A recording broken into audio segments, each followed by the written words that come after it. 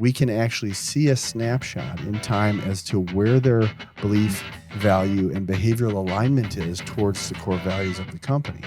Yeah. Right?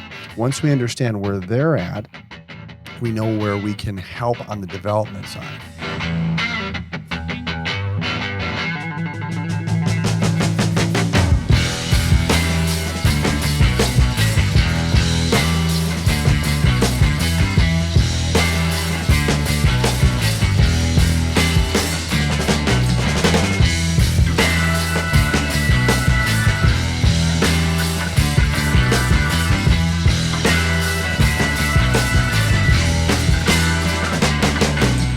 Hey, everybody, and welcome back to the Exit Is Now podcast with me, your host, Scott Snider, hanging out here in part 2 of our episode with Ben Utecht, who's a chief culture officer, author of the Champions Creed, which we've been dissecting here over the past episode or so. And the Champions Creed really defines and leads to defining your culture creed. And something that I want to dive deeper on. If you tuned into our last episode, we kind of talked through Ben's career as a professional athlete, now as a chief culture officer and global expert on culture building, and kind of laid the foundation for the teachings of Champions Creed. What I'd like to do now in our episode is take you deeper and start defining the kind of elements, if you will. So if our listeners are tuning back in and saying, man, that was powerful stuff, but a lot of our listeners go, like, how do I begin to execute on this? So I want to talk through that. Sure. I think a good way to learn how to execute is always to kind of lead with a real life case study. So diving back into your career a little bit, in your book, you use the Indianapolis Colts organization as your case study. And a part of that creed that they had is these 4 L's, right? You mentioned them a little bit in our last episode. They are listening, learning, language, and love. Can you talk to that element of their creed and use that as a case study for us a little bit to set this episode up? Yeah, listen, I think, again, in the last episode, we talked about a culture by design, right? So, and a culture that is the strategy of the organization. And so when you stepped into the Indianapolis Colts organization, there was an entire highly detailed onboarding process that you went through, right? And you got, not only did we have our 3 to 4 inch thick game plan with all the plays on it, but we had our onboarding manual that had every single possible thing that you could go through, including kind of what the beliefs and values are. As I experienced my time in Indianapolis, it was profound to experience these principles that I really articulated as the 4 L's, and how they were actually turned into practicable operations or applications on the field, right? When we talk about listening and use the example of the huddle, right? Going through the practicable application of the how belief was stop, look, and care, right? When you talk about learning and learning really being objectively defined by the what, why, and how. And that was really the foundation of asking questions, right? So how do you practice a culture of celebrating questions? It's so interesting when I speak and I'll ask a room full of adults, how many of you still struggle to ask a question in front of your peers? And almost every hand goes up. Yeah, exactly. Right. There's an insecurity that exists within us, that struggles to be vulnerable enough to ask a question in front of our peers because we don't want to look unintelligent, or there's a number of different reasons. Yeah, there's a number of different reasons. So a culture by design and a culture that is the strategy really empowers leaders to create practices. So how would Dungy overcome that insecurity? He did it by the celebration of asking questions. He did it by educating a team that we can't afford to ask questions on Sunday. If we have questions on game day, it's too late. Like, we're in trouble. We didn't prepare well. Yeah. Right. And so the way that he overcame insecurity was you had to ask a question. So imagine now we go into our individual meeting rooms, tight ends go into their own room, running backs, wide receivers, offensive line, right? And imagine having a culture that celebrates the importance of knowledge and clarity. And so every one of you has to ask a question before we leave the meeting. So now you remove all insecurity because everybody's got to ask a Everybody's doing question. it. And then you have to prepare multiple questions because what if one of your teammates asks the same question that you were going to ask? So it enhances your willingness to learn because you have to be prepared.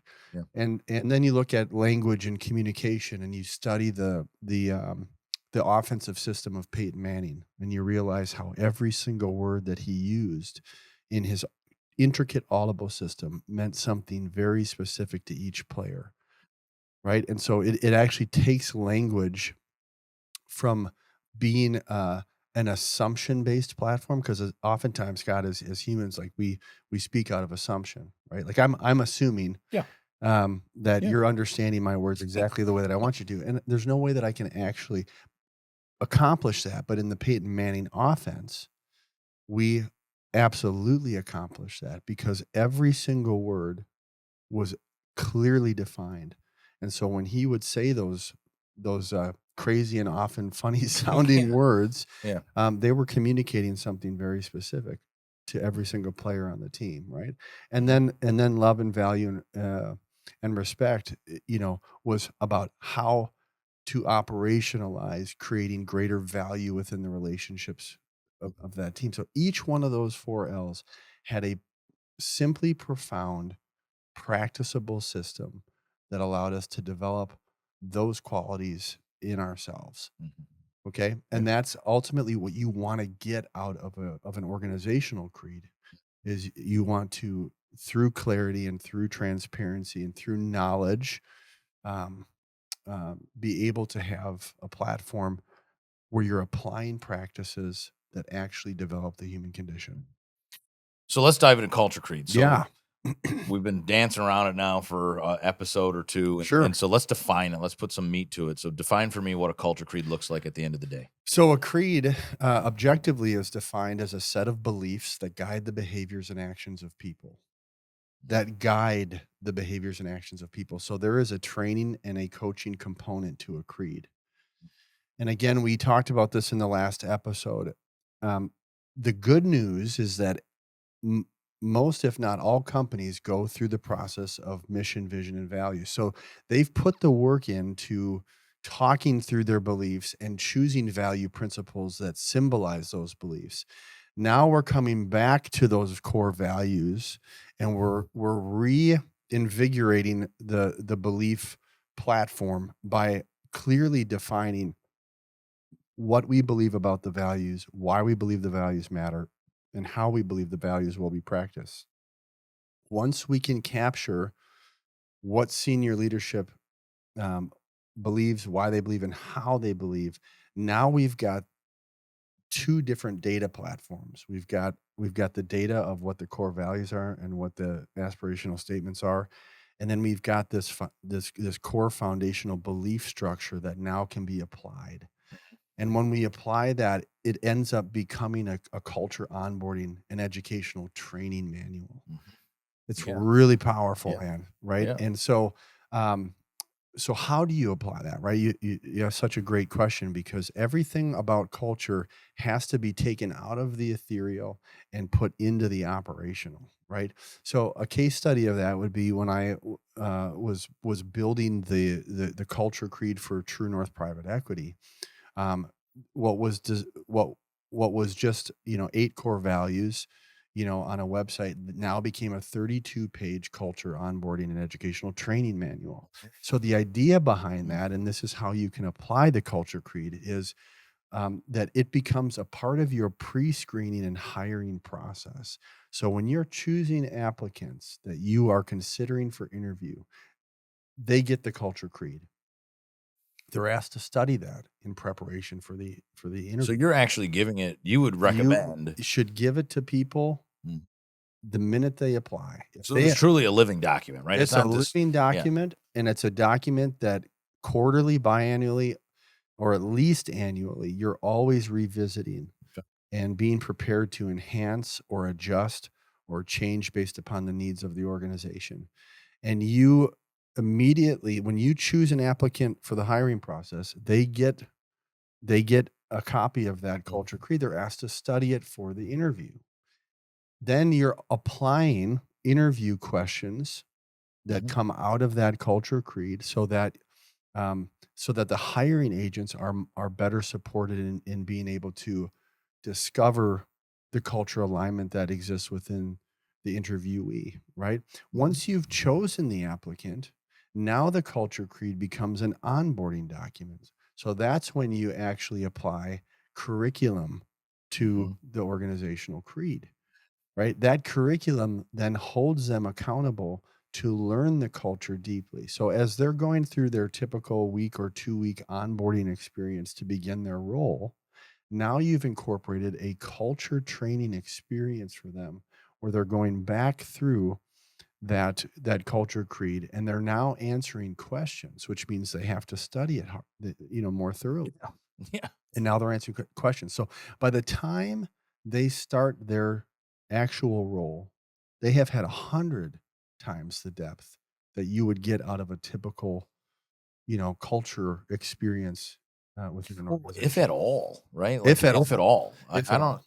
even today, though, culture I think cultural topics in business are more prominent than ever before. Mhm. I don't find that many American privately held companies are documenting their culture, let alone training it, Absolutely. let alone showing it to you before you're even an employee to help Right. hire on it. Absolutely, and that gap needs to be filled, right? And you and Exactly. I have talked about, the building of new tools to do that, right? Which is why we've been working on this omniculture AI-driven software platform because if we can provide a tool that that literally allows you to create and apply the 4 Ds: define, decide, develop, and direct culture in an organization, we've just given an incredible value Yeah. to privately held companies and publicly held companies alike. Yeah. And Right. that's a tool that has to be in the workplace. So if I'm one of our listeners sitting here saying I'm really jiving on what you guys have been talking about over the past couple episodes, you talk about this in your book and you begin to you lay it out. What is the process to get started? Where do I start this thing? So assume I'm an active business, right? So just take EPI as a case study example. We've been around for 20 years. Our season this year has really been all around our pivot to really a big investment in culture and people. We've been running this direction for the last 6 years, but we Mhm. don't have a formal culture creed. Where do I start? Man, that's a great question. And I'm often encouraged when I have a chance to go speak because, every now and again, I come across people who have heard my presentation before, they've read the book, and they've actually applied it. Mhm. This happened at one of our EPI events. Yeah. And I was approached afterwards by an individual that actually had built out their own version of their culture creed. And basically, um, the simply profound approach to creating your culture creed is to take your core value principles and this individual created their own Google belief survey, literally just asking, what do you as a leader believe about X value? Mhm. Why do you believe X value matters? And how do you believe X value should be practiced in the workplace? Right? 8 to 10 minutes later, you had 6 to 8 different Yep. data points from different senior leaders, and now you're able to take that data, consolidate it, and now apply from a leadership perspective because culture is the leader's choice. You're able to take that and apply it to the value principles, right? So Mhm. now in really just a matter of you know 15 to 20 minutes, they were able to create the data needed in order to take their core values and actually objectively define what the value is and then the belief system structure underneath that. Yeah, we were talking about this too. Is if your company doesn't have core values, which many don't, that would be your first step, right? Defining values, because from values you could define beliefs. Like for me, when I actively start to think through it, I like our core values. We redeveloped our core values, and you asked us pre-show. Me and Paige were hanging out in the studio, and you asked how many people could stand up and name them. And I was confident in that, right? We Right. we we Yeah. actively talk about them. They certainly hang on the wall. We in our quarterly renewals, I go around the room and randomly pick different teammates to tell me you or somebody you've seen living a core value in the last 90 days. And I think we could list them. Now, you asked me a deeper question, which was, can they truly define them and what you believe about each one of the core values? I think you call these the aspirations, right? Mhm, Like what mm. the deeper meaning behind these core values. And I don't know if we could truly do that, to be totally honest with Yeah. you. Like really define what we Yeah. believe about it. But once you do, Yeah. you do get to It's a it's core always belief. it's always a great tension question to ask from the stage. And Yeah. every once in a while, I'll do it at organizations, and, because it's a kind of a moment of clarity. And, I've been in, I was speaking at to a Fortune 100 company recently with 2 C-suite members in the room. And I asked a group of 300 top advisors, in the room, if anybody could define the 7 the beliefs of this organization. Not a single person raised their hand, even the 2 C-suite members, right? So there's a Yeah. so there's a reality Yeah. there, right? But you brought up a good point, that brought clarity to the question that you asked.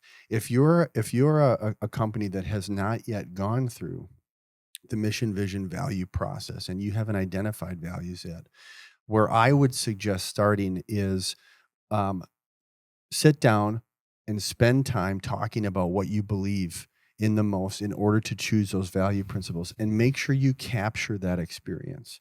Mm. Right? That's a moment when whether it's on your phone and you open your audio app and you record that conversation, but you want to capture the meat of the beliefs that lead you towards the value principles that you choose, right? Mhm. And Yeah. those value principles are going to be the most foundational representation of what the heartbeat of your company is, Yeah. right? And so, but you want to capture all of the beautiful all the beautiful content that comes out of your expressions that guide you towards those value principles, because now once those value principles are in place, you'll come back to all of that discussion, right? And then Mhm. be able to apply those specific belief systems to that. And I always try to assert that making culture memorable makes it more scalable, right? So the greater the volume of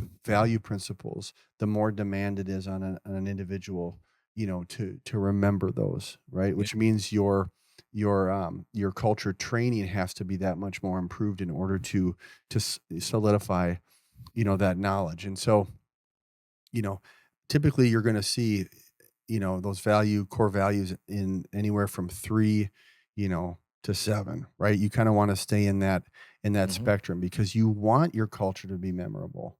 Ideally, as a CEO, you'd like to be able to go around to all of your employees and say, "Hey, can you identify our 7 core values and what we believe about them?" Imagine if you could have 100% of your organization that could do that, right? Yeah. Automatically, you've got that alignment that you can work off of.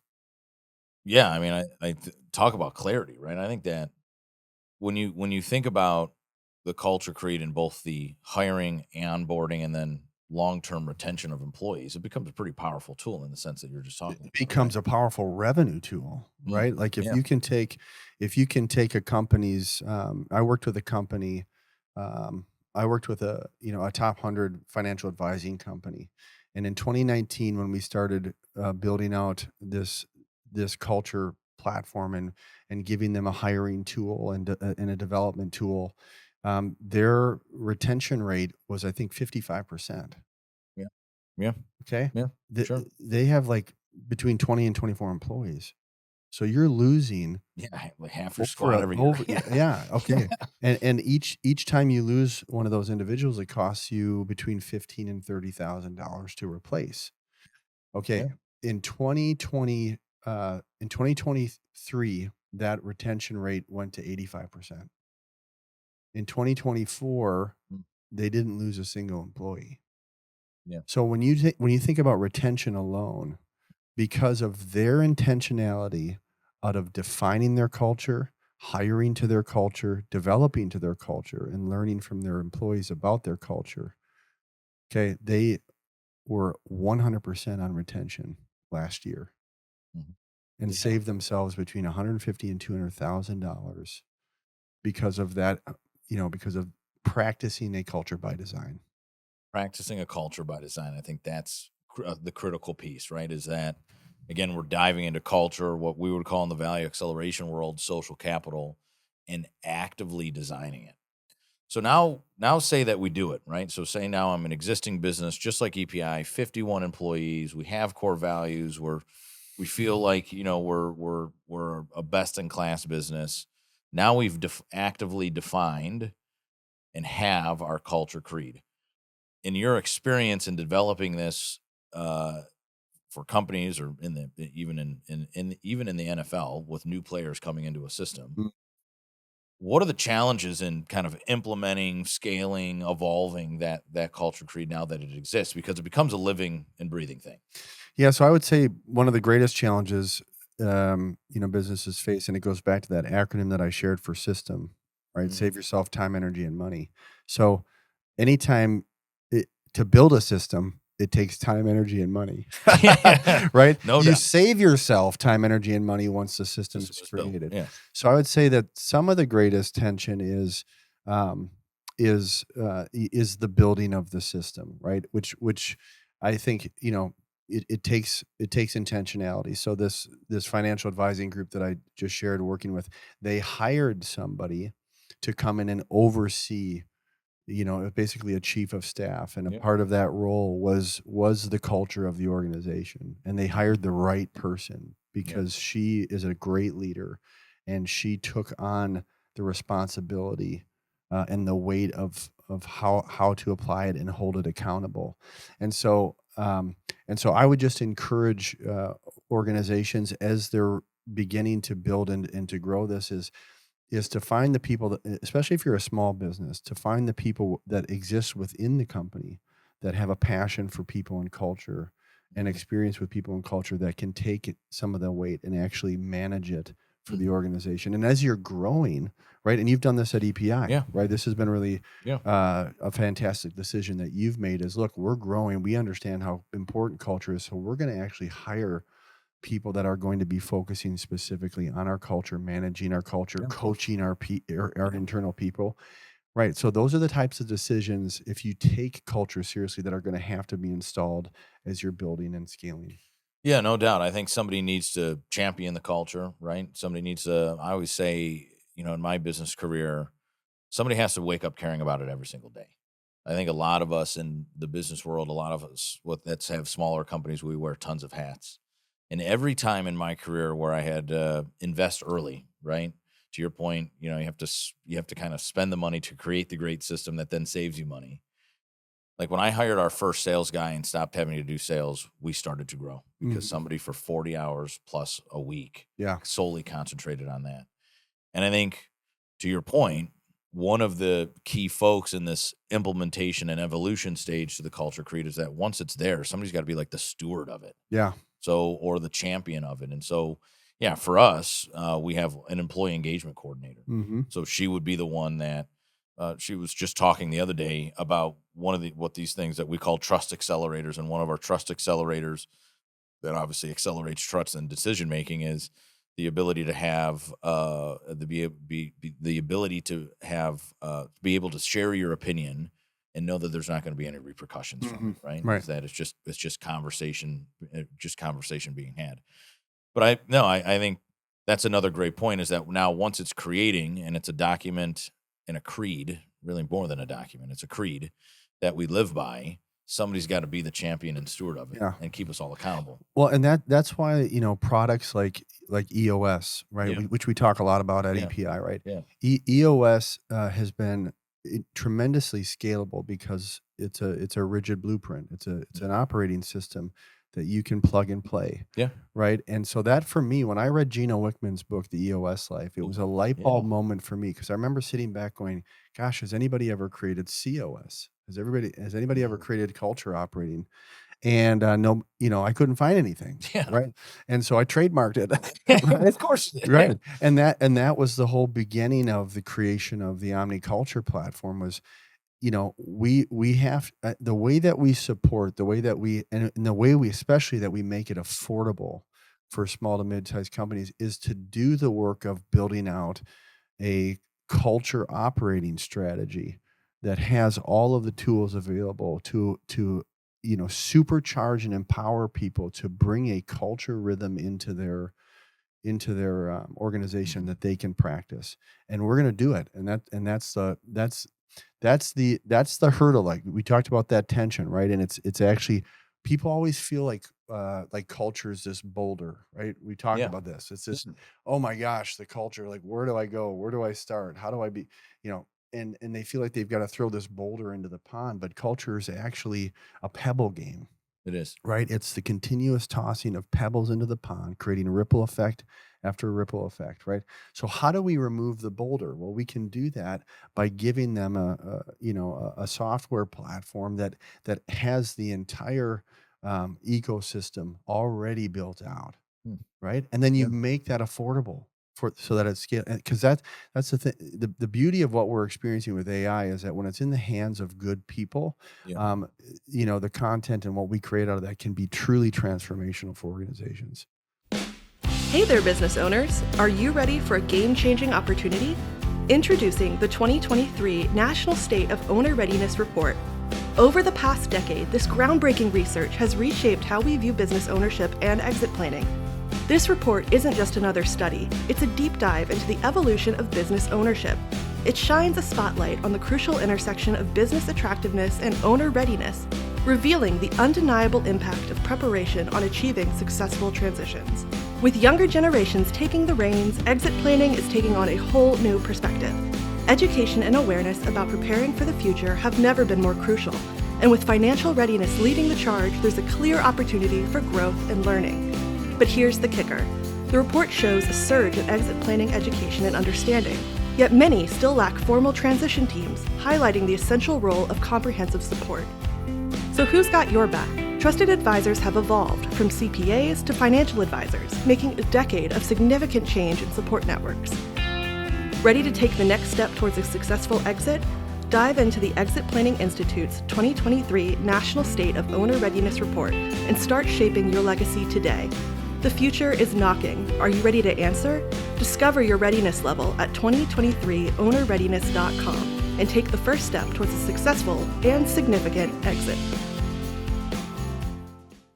Are you a business owner seeking to unlock the true potential of your enterprise? Look no further than the second edition of Christopher Snider's revolutionary book, Walking to Destiny: 11 Actions an Owner Must Take to Rapidly Grow Value and Unlock Wealth. In this updated edition, Snider presents proven strategies for maximizing your company's value and accelerating growth.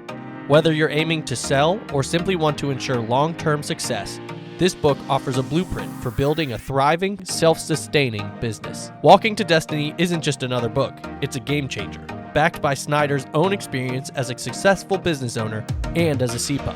This book bridges the gap between business owners and advisors, guiding you towards financial freedom. But don't just take our word for it. Hear from those whose lives have been transformed by its insights. One satisfied reader raves, "The best guide for transitioning out of privately owned companies. I recommend it to all business owners and advisors." Another praises it on its focus for maximizing business value, calling it their, quote, principal tool for educating owners. Ready to take control of your business's destiny? Visit walkingtodestiny.com now and use code EXITISNOW to claim your free copy of Walking to Destiny: 11 Actions an Owner Must Take to Rapidly Grow Value and Unlock Wealth. Don't wait for the perfect moment. Make the moment perfect by seizing this opportunity today. So talk to me about the data now that comes out of it as well. We have a lot of data-oriented people at EPI, both in the community and then internally in our own team. But now by having a creed, you could also measure it.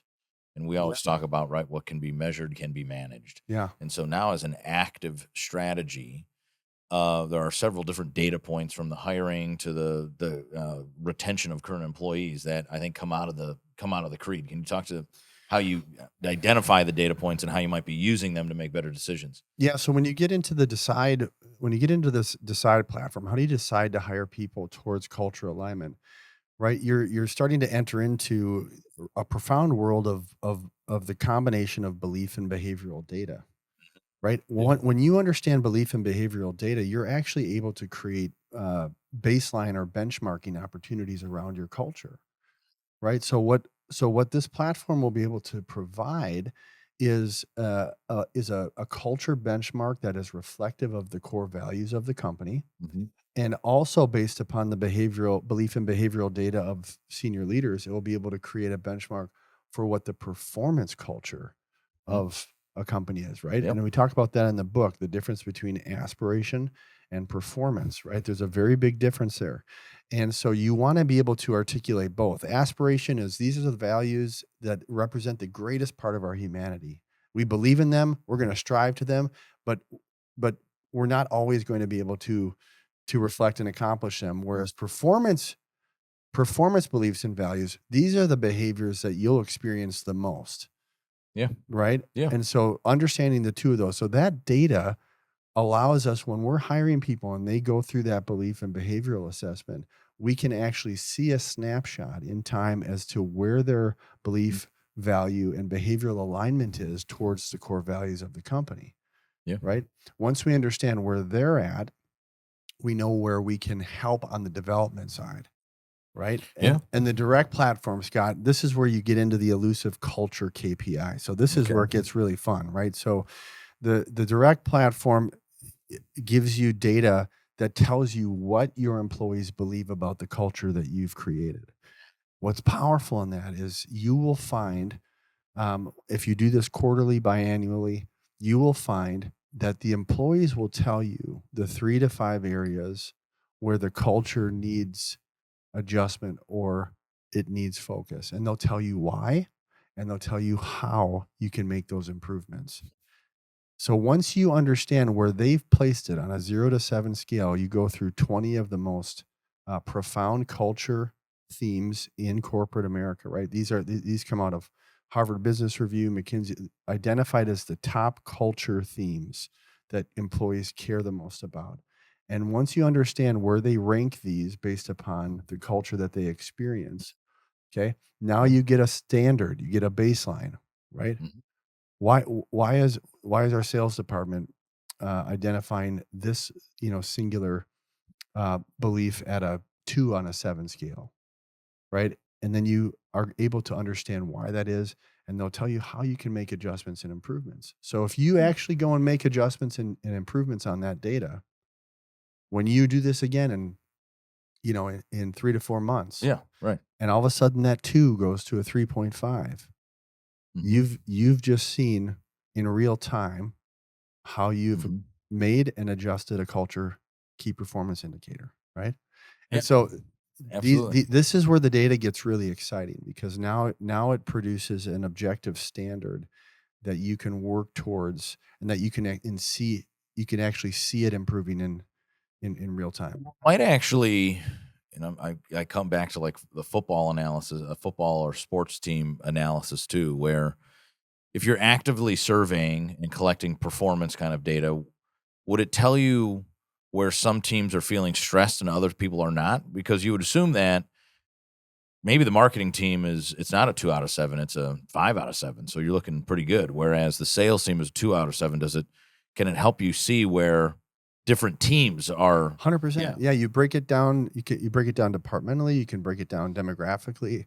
It gets really interesting when you look at companies that have, you know, um, all of their managers and senior leaders are in their 50s, Sure. right? And then you look at your IT department where all of your employees are in their mid 20s to early 30s, 30s, yeah. right? And you can obviously do a comparison report and you can see in real time how different generations are responding to different cultural needs.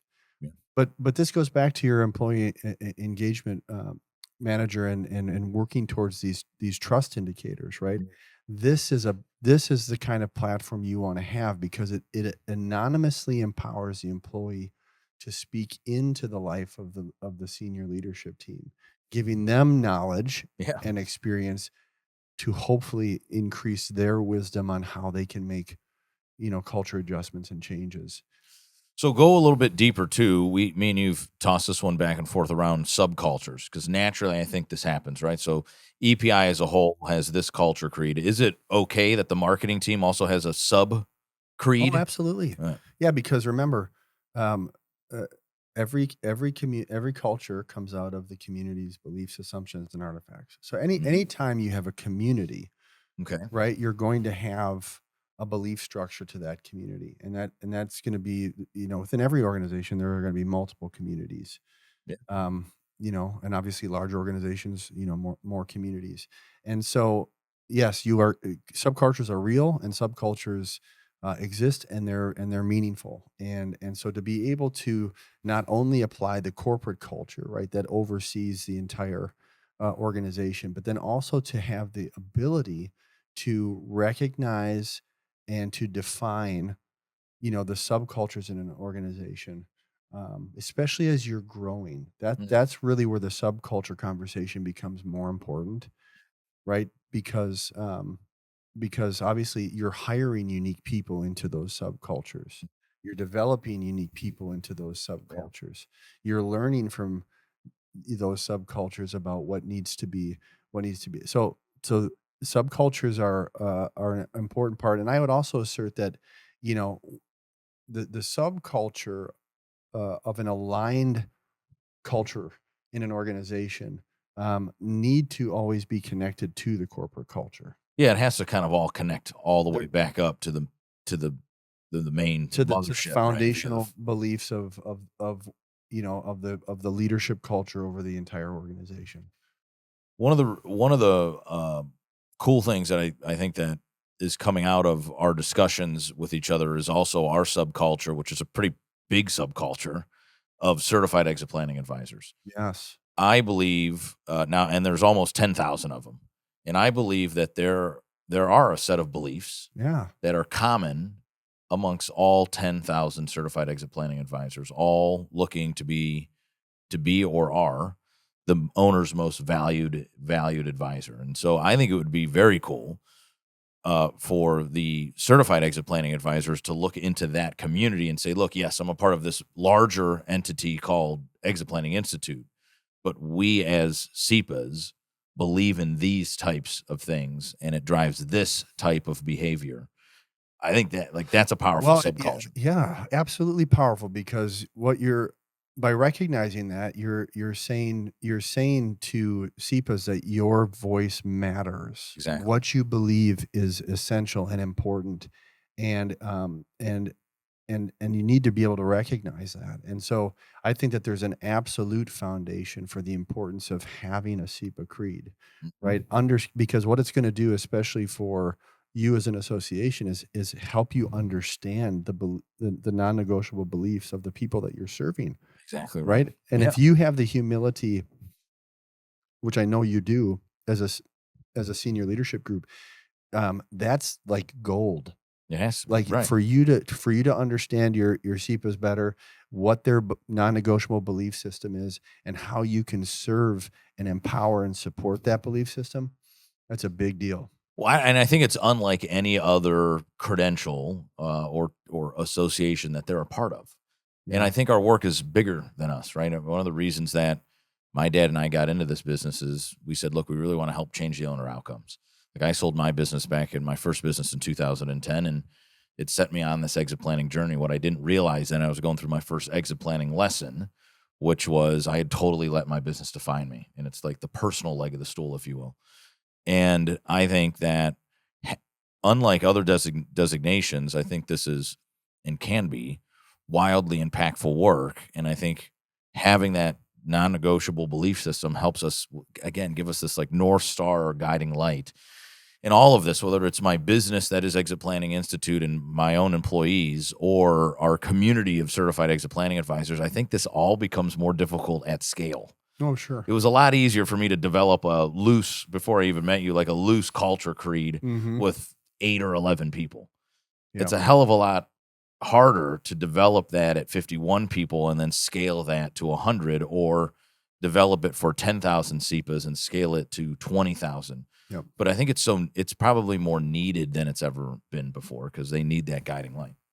Absolutely, and I think even now as we talk about the agility that's needed, within the AI movement, Mm. right? AI is gonna be moving and changing, so fast, and how is that gonna affect culture, and how are we gonna respond to it, right? And I think what's really gonna be powerful to understand about AI is, is the struggle that it has, to really, inspire the human condition, right? Because it's a computer system, right, and process. So the human component of what we do in our businesses is gonna become even more important as AI continues to Mm. grow and work into all of our organizations. It's a real impact. And I think uh, it's also an impact into the next generations of employees as well. I think that certainly leadership in our country and leadership in business has changed since the 80s, right? The leadership of today is not what it was then, but the players on the field, or the workforce, look for something different and more impactful. We realize that a part of our passion and who we are lies within our career. Mhm. We understand that we spend a ton of time, 6 to 10 hours a day, in our careers. Mhm. And I think people are looking for more meaning inside of their career. So if you're looking to be a best in class company or a best in class employer, and attract some of the top talent of people that are our kids age, like coming up, or people in the workforce in their 20s, 30s, or even 40s, I think having a well-defined culture matters. Mhm. And I think being able to measure and manage it matters. And having people be able to participate in it, Yeah. in its building, matters as well. Absolutely. That's why I think now more than ever, to have a culture operating system, to Mhm. have a strategy that EOS calls it a practical and tactical blueprint. I Mm. I like to say that what we need to do for culture is create a simply profound platform that allows business owners, um, to really apply culture practices in a simple yet profound high impact way, um, that can really be their game plan Mm. for how to use culture and apply it in a way that's meaningful. So I think all of the culture creed elements tie back to the value acceleration methodology, and it can be used as a tool and resource both for business advisors, honestly, the people inside of our community are certified exit planning advisors, to grow more meaningful practices, Yep. but also a tool to deliver to their business owners, even if they're not doing that kind of work. When we look again across, as SEPAs were trained to say 80% of the value of our company come inside of these four intangible capitals. Ben's culture creed basically addresses three of the four, both in structural capital, human capital, and social capital. And one could say that you also touch the customer's capital side of things, because I think by having a defined culture creed, you'll be able to identify the people that you want to work with and the people that you don't want to work with, the people that are right for you and the people that aren't necessarily right for you. Not to say that they're bad or good, just Hmm. to say that what's right for your business and what's not. And I think Yeah. it lends itself to more meaningful work for people at the company. Yeah. The three stages of culture transformation start with internal. Hmm. So when you start to apply culture, a culture system and practices, you first impact the internal team, right? Hmm. Then you move on to the client. Okay. Then you move on to the community. So once you get to the community, once the community is beginning to recognize the culture impact, Hmm. now you've headed into rare territory. It's like Chick-fil-A. Um, every once in a while, I'll ask from the stage, um, every time you go through a Chick-fil-A drive-through, how do they end the conversation? And I had a lady raise her hand recently, and she said, "It's my pleasure." And I said, "Absolutely." I said, "Do you go to Chick-fil-A?" She goes, "No." I said, well, how did you know that? Everybody talks about it. It's my pleasure. And when you go into any location, you'll see that that sign is above their register, right? It's my pleasure. It's my pleasure to serve you. It's my pleasure to serve you. And what you don't realize is that took 24 years. Hmm. That took 24 years to perfect. To now, you don't even need to train it anymore.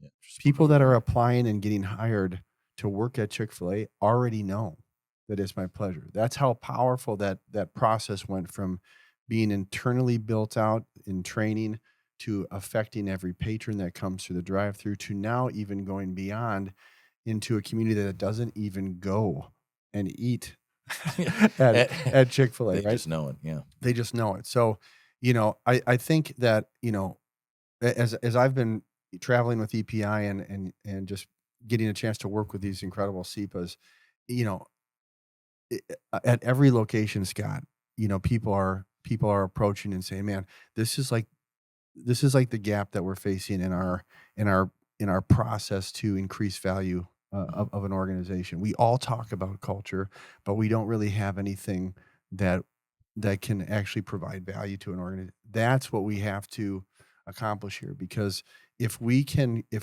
give business owners that are working towards an exit, if we can give them a system and a platform that allows them to define their culture, to hire better to their culture, to develop their leaders and coach to their culture, and to learn from their employees about their culture, you've just added a whole new financial value Mm. to that organization. Because if they can increase their retention, if they can increase their performance through coaching and development, right now you're talking about a system that has actually added Yeah. added financial value to the sale. Yeah. And that's a reality. That's an It takes your objective truth. multiple higher. It takes your multiple higher. And it sets you apart. It does. I would rather invest in or buy a company that has that system built out, that's positively impacting onboarding, hiring, development, than I would a company that. Well, you talked about it in your M&A example too earlier in the show. What we don't talk enough about in the EPI world is actually what happens after the company is sold. So you buy my company, but now you have to integrate what I have to what you have, Right. or you integrate it in a private equity scenario into a portfolio of companies, or you integrate it in a family scenario to the next generations of leaders. I think a lot of companies fail in that post-sale optimization and integration phase. Yep.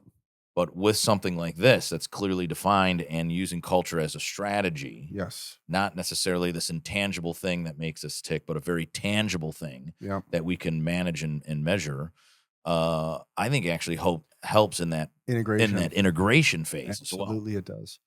Yep. Yeah. Because especially like for a private equity company, right? To be able to have this type of a platform brings so much clarity and depth of understanding Yep. that they will have towards the organization and towards the people working in the organization. And even empowering the business owner, to make the right choices too. Exactly right. Yeah. Well, we're at the top of the hour again, Let's go. we're just jamming together. But if you want to see Ben's actually, I invited Ben to be our keynote speaker at our Exit Planning Summit. It'll be the largest yet. It grows every year. Awesome. We're in Nashville, Tennessee. wait. In about a month or Coming so. It's coming up fast. Yep. So in about a month or so, a lot of cool stuff to debut as well. We have, and you'll love this one because you like having fun too. We have a 3 p.m. to 6 p.m. on Monday, a build your own agenda, using a tool that allows you to optimize your time across these 3 hours. And you have like multiple things. Think, for our audience, I want you to think festival, multiple stages at the festival, multiple concerts going on. Very cool. But we have a mixture of meals and meetups, growth and impact stage, live podcasting, partners and demonstrations, relationship building exercises, Awesome. all kinds of cool stuff. So I'm really happy that you'll be kicking us off I on can't that Monday. And in that session, what I alluded to, I think in the on our episode just prior to this, was that we'll be helping build out what we've been talking about, which is this SEPA culture creed. Yeah. What is really it? important. What is the belief system that we have for being high quality advisors, the most valued advisors, and certified exit planning advisors. So Ben, I always am honored by you Yeah, making you too, the buddy. long haul in from Minneapolis in the winter Yeah, it's okay. to spend some time in the studio with us.